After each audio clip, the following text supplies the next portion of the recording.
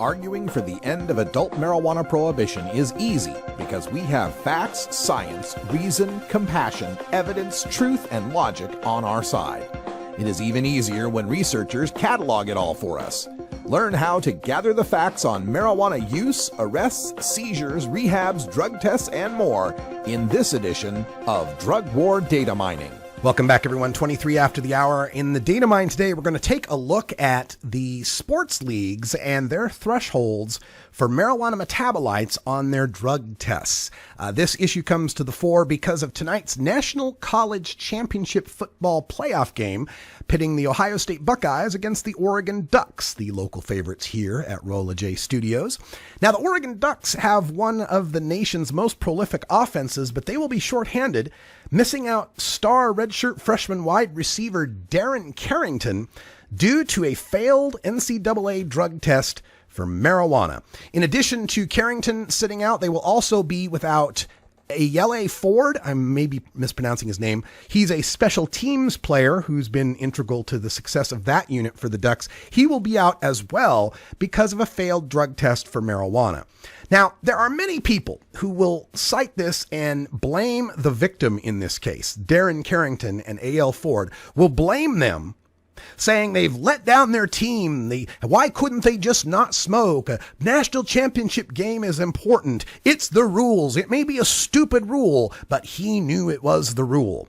Folks, I am so tired of this victim blaming in this case, especially when we consider for football players that the use of marijuana is the number one best thing they can do to protect their brains from the concussions and traumatic brain injury that they suffer from playing that game. To deny them and to punish them for using marijuana is wrong. It's just flat out wrong. And it's more wrong than some kid who made a mistake and didn't obey a particular rule.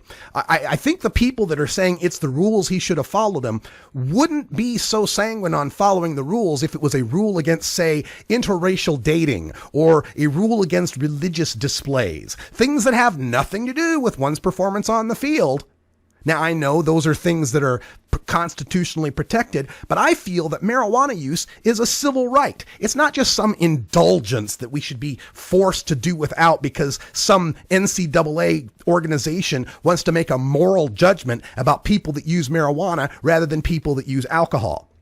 But all that aside, let's take a look at how unfair the NCAA standard is when we compare it to other organizations out there.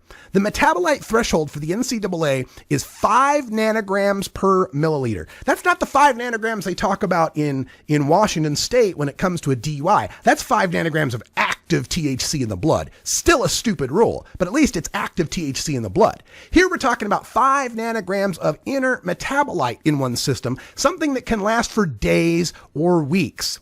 Now compare that to the United States Army. The United States Army's threshold is 15 nanograms.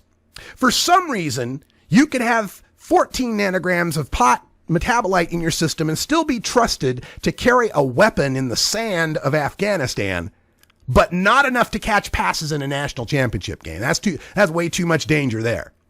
The NFL increased theirs from the U.S. Army's level of 15 up to 35 nanograms. For some reason, you can catch passes in the NFL with 7 times more pot in your system than you can in college. Major League Baseball set their testing level at 50 nanograms, which happens to be the same level that is drug tested by the federal government for U.S. airline pilots.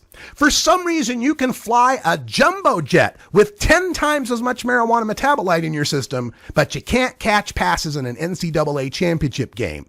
And when it comes to the entire world, the World Anti-Doping Agency, which covers sports from soccer to curling to fencing to swimming, the World Anti-Doping Agency sets their limit at 150 nanograms. 150 nanograms. For some reason, you can have 30 times more marijuana in your system and compete at the freaking Olympics, but you can't catch passes in a college national championship game.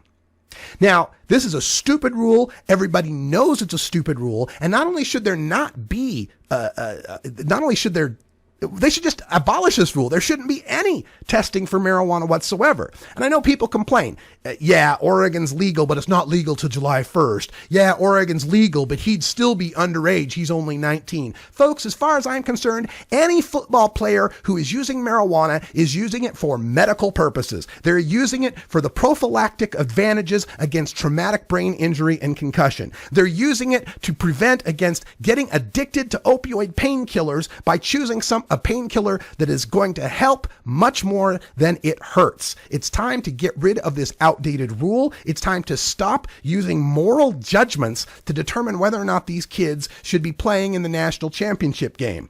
Now, I know the NCAA is full of stupid rules. Another stupid rule they could get rid of is not letting these kids profit off their own likeness and treating them like basic chattel and allowing these corporations and allowing these schools to make billions of dollars off of these kids in the exchange for an education that may cost $100,000 at most. It's certainly an uneven playing field, if you'll pardon the metaphor there, an uneven playing field that takes advantage of the talent and the hard work ethic of these good NCAA athletes. The Oregon team does not deserve to be punished because of this. The Ohio State team doesn't deserve to have an asterisk next to their play. Would they have beat Oregon had they had all their players? It's time to let all these players play and stop testing for marijuana in the NCAA.